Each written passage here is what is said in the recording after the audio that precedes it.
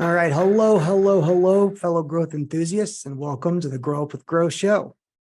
This is your show for the CEOs, for the VCs, for the chief revenue officers, and for the CMOs as we talk about growth for B2B tech companies, and growth for our community as a whole. I'm Brett Sklar, managing partner at Grow Powerful, where we've assembled the greatest growth minds in all of B2B tech.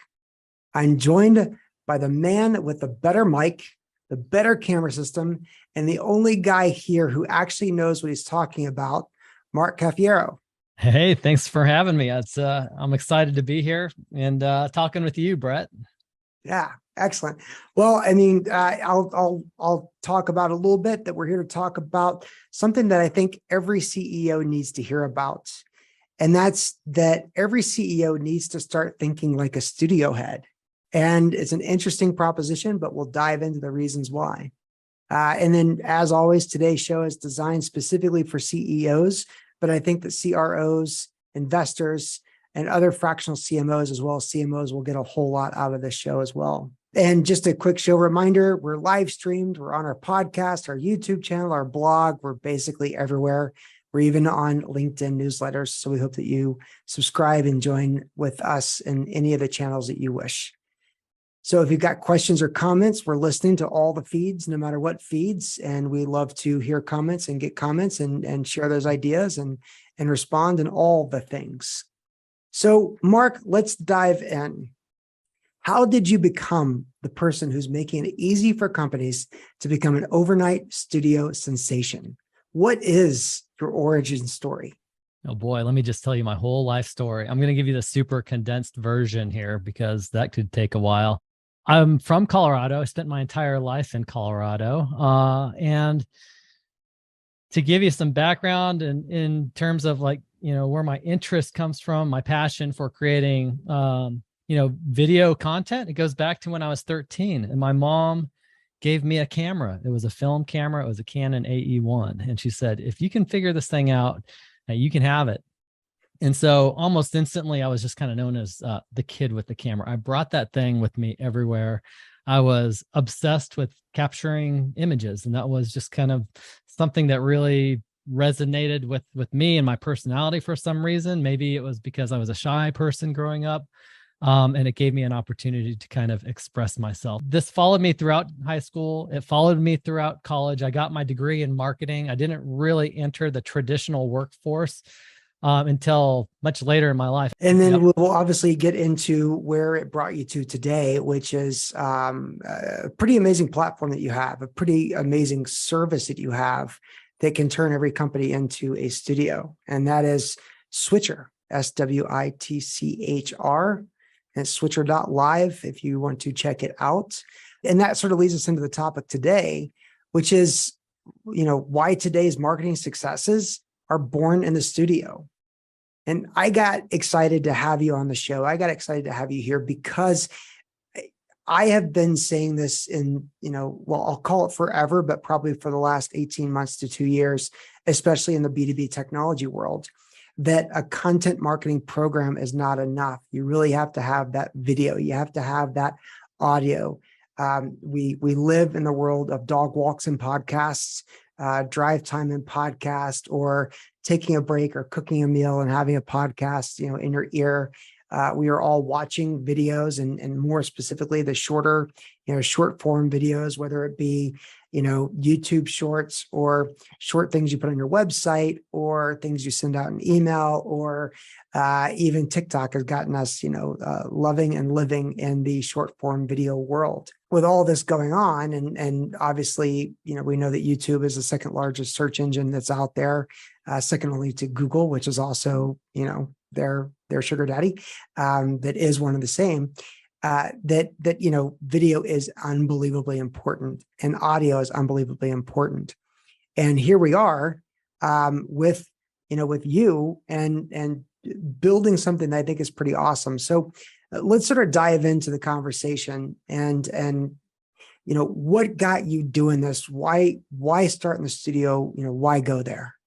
Yeah, absolutely. I'd say that when I did put myself on the fast track into the corporate marketing world one of the first things that I noticed is that the video content, and this is, this was not long ago, and it hasn't really changed much, but the video content was just, it was tired, it was lame and boring. We were, the company that I was with, a big fintech company, we were delivering webinars that were just kind of a recorded like WebEx thing. And I just felt like, man, we could do so much better, especially at the size that we're at. And so I got permission to build a studio in the headquarters that we can record live streams, just kind of like what we're doing here, and just better content in general, mostly thought leadership.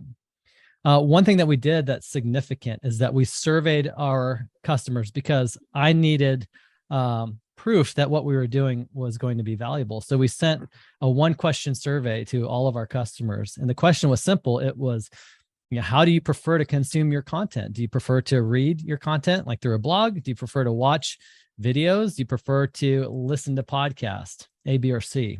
The response we got was profound because it was a perfect even split. It was literally 1/3 of our audience preferred to consume content through reading blogs, 1/3 watching videos, and the other third likes to listen to podcasts. And so what we realized, we were really only building blogs at that point. We realized that we're not serving 2/3 of our customers the type of content that they prefer to consume. So that was all the justification that we needed to get moving. And again, this is years ago. I'm sure that right now, at the rate of which video and podcasts are growing, there's a lot more demand for that type of content. Okay. And then there's so much other stuff that you can do with that content as well, right? I mean, we live in a world where it's, you can do one thing and that one thing can turn into 10 to 15 to 20 different things, which is kind of the impetus behind Switchr, right? It is. And I don't want to steal your thunder here, so I apologize, but it's taking that one asset and turning it into many assets. Yeah, absolutely. And, I think that the way a lot of businesses operate right now when it comes to building content is it's very siloed. So you have, we've got a video strategy. If they have that, we want to build some video for our YouTube channel. And then over here, we've got our writers, they're creating blog content. Okay, great. What's on the calendar for that? And then we've got a social team, show us what kind of social content we've got on the calendar. They're all separated. When you look at that, it's not a very efficient way of producing content. Yeah. So when you start thinking about things a little bit differently, what if we really focus our first place of building content is in the studio? Because here's what you can do once you start building content in the studio first. Well, let me back up. If you were to try to take a blog post and try to use that to create video content, it's like you're doing twice the work. But if you start in the studio, and let's just, as one example of many, planning like a thought leadership type of conversation. You're going to have an expert in, you've got a host, just kind of like what we're doing here today, and recording that content as a starting point. Once you've done that, you've got this asset that is pretty much a long form video asset. From that single long form video asset, you can have it transcribed. The transcription could be sent over to your copywriters. Suddenly, instead of having, what's average like a 2,000 word blog post, you have a 30-word, hour-long conversation that has been transcribed. And now your writer's job is to break it up, find the key takeaways, create links to those takeaways, and really just write like a 300-word intro that leads into the transcription. So that's really valuable content, a lot of words and a lot of relevant content as well. So suddenly the writer has less on his or her plate, and they're getting a bigger like output. So that's just one example. Okay. The other things that you can do from this long form video, and I'm sure we'll do it with this, is cut out like up to 5 or more 2 to 4 minute, 2 to 6 minute short form video content pieces. And why that's important is because when you have a lot of people who might be interested in watching that full length video, there's a lot of people out there who are just trying to look for the nuggets that came out of that. Yep. So then you've got this collection of short form video that you can plug into your YouTube playlist. gives your audience an opportunity to see the value that you're providing quickly. It keeps them sticking around your YouTube channel more. You get more average view duration, which is a metric that really helps your YouTube channel to perform better. So there's a lot of value with that. Yeah. And then within those 2 to 6 minute clips, you've got the 15 to second social reels that you can plug into your social channels. And then also, you can even take a thought leadership recording, even a product demo, hand those highlights over to an illustrator and build out like an infographic or ebook or something. So yeah, and I love that. And that's sort of the anchor to get people to click to go look at the video or go to a landing page or something like that so they can understand your frame of mind. And what I love about this is not new. Thought leadership and expressing your opinions and your thoughts to gain people's trust has been around since the beginning of newspapers, has been around in magazines, has been in industry publications. It's just that as paper dies, it's moving to online and more like blogs. And now what you're able to do is turn that into video content and audio content before it becomes the blog. And so it's much more efficient. And so we're not reinventing how people establish trust with a company. We're just adding channels and optimizing the way that we can get to all of those channels automagically. And maybe it's not really automagic, but the work that you and Switchr, are able to do can turn it into something much more, automatic for the company, for the CMO, for the CEO, for the content team who is thinking they might have to outsource this to people who don't understand it because of cost reasons, or hire people and it be incredibly costly. And here you are with a quality program that actually, is effective and efficient, but also incredible level of quality for companies. Yeah, I don't mean to toot your horn, but I am really excited about, seeing what you do and how it works. I guess the question for you though is, if I'm wearing my, I'm the content leader and I'm the one that's responsible for driving thought leadership, how do I plan this out? And how is it planned out in a different way than the when I was doing blog posts and social media posts, before? Yeah, again, where traditionally marketers are pretty siloed, you have to kind of look at things a little bit differently. So instead of saying, okay, what are we going to plan for this month on social? What are we going to plan for this month on our blog? What we need to do is combine our efforts, decide what our goals are for the month. What's the key content that we're trying to create? And then just know that we're going to start in the studio. This actually, sounds simple, but it takes a lot of adjustment from your team. If you're solely relying on your team to do all of this stuff, to start thinking about things a little bit different. So it is different. Thinking about, what are the search terms that we want to try to rank for? These are all considerations that we need to put into the planning for our video, for our interviews, because ultimately what we're going to do is have that converted into written content. So we have to actually think about that for video. And then we have to have a plan. So our team, we have a team, a very unique team that takes that video content, and we have all these different handoffs, so we can turn all that content around very quickly. But things that we have to think about: are we building content to drive organic traffic, or are we building content for our customers? Are we recording an announcement or sales enablement? And, really, how is this going to satisfy all of our needs? But I will tell you that having video, having audio, having like illustrative type of content and blog content, it applies to anything that you do choose to record. Gotcha. Okay. That's really good to know. So let's get into the brass tacks. Let's get into talking about how this works, and specifically, what does the production look like? What does the production feel like? Well, we always encourage people to really invest into a studio setup, and whether that's a basic, one camera, 3 lights, and a microphone, we definitely recommend investing a little bit in that, because YouTube is saturated with video content. We all know that. We know that there are a million podcasts out there.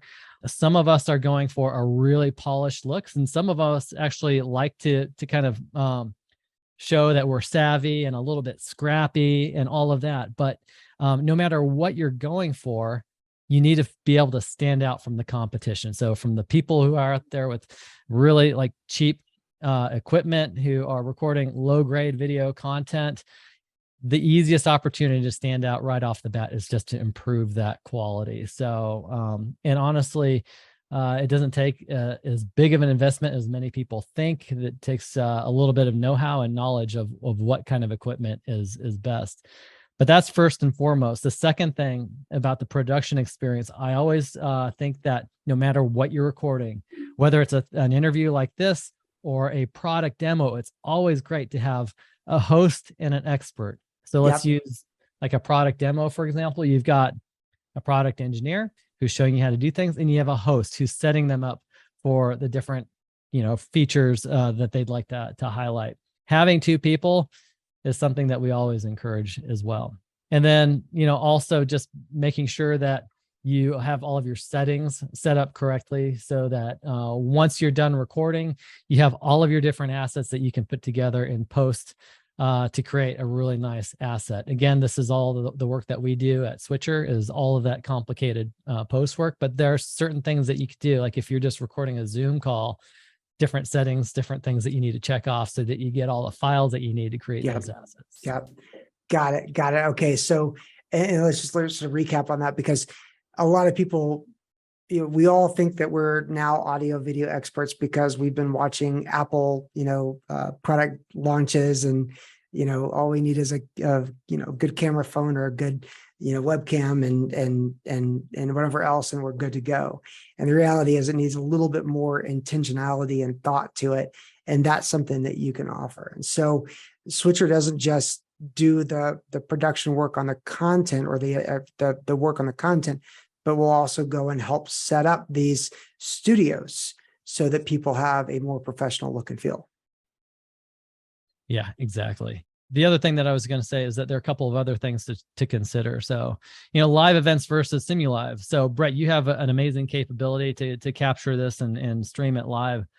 And that's a specialized capability that just not everyone has. One thing I like to just tell people is that if you don't have that capability, or if it just tends to overwhelm you, it's just one more thing to think about.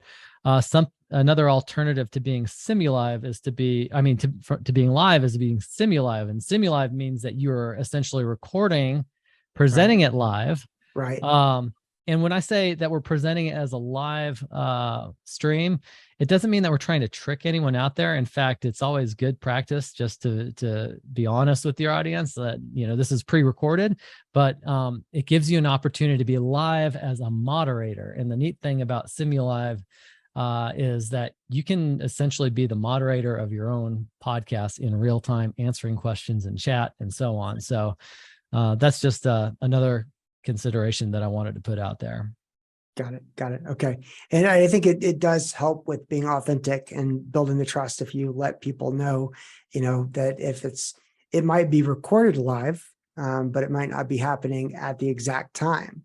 Whether it's a 3-second delay so cuss words can be bleeped out, or whatever else reason it is, there's always good reasons. So it's almost like your process is really, instead of thinking of like the story, you've obviously got a storyline, you've got somewhat of a script, but instead of thinking of it as an outline for a article or a blog post or a white paper, you think of it more as a show, an outline for a show. And then you turn it into, you take that show and turn it into the written content. So talk to me about, because that's sort of a different approach and almost reverse of what a lot of people think in today's B2B technology, content marketing teams and programs. So once the show is done, what happens? What do we do? How do we do that? Yeah, I want to back up because one really important piece of this whole thing is building out a conversation map for the interview, because that conversation map, not only is that going to be something that will guide you through the story that you're trying to tell, it'll make sure that you don't miss out any of the key talking points that you're trying to capture. That conversation map is something that you can hand off to the writer along with the transcript. So after you're done recording, you get a transcript of the video, hand that off to your writer along with the conversation map. And the reason why this is important is because the conversation map that you have designed has those key takeaways. That gives your writer the ability to very quickly find those spots within the video, and in the transcription, break that up into chapters. It's also really important because you hand all of that over to the video editor, and they know exactly where to go to capture the key, like short form video that you're looking to capture, and that you don't miss any of that. It's also valuable when you're trying to build out like your YouTube playlist. So what we encourage our clients to do is to think about your YouTube playlist as the go-to place where people can find the key value points that you're trying to drive from your product and from your brand, and allow them to find the value points that resonate with them more closely, and to find all of those little video segments that they're looking for. And then also this translates out to the illustrative content as well. Again, I think that infographics are highly underrated. This gives you the visual cliff notes of the entire conversation. And so again, from that conversation map, those are the key takeaways, the little details that they can highlight in illustrative format. Just really another valuable asset to have. Oh, I love that you offer that. And infographics had their heyday a couple of years ago, and they kind of went by the wayside when it came to video. And I think actually video, sort of got rid of that. But there is a fantastic place for an infographic. And I think it belongs in the feeds. It belongs in, a blog post to really visually articulate for the more visual learners. And visual learners don't necessarily mean video learners. And so you're really covering all the bases of getting people informed. So I love the illustrated content. I am a huge fan of infographics. What are some other types of illustrative content that that you can do for people?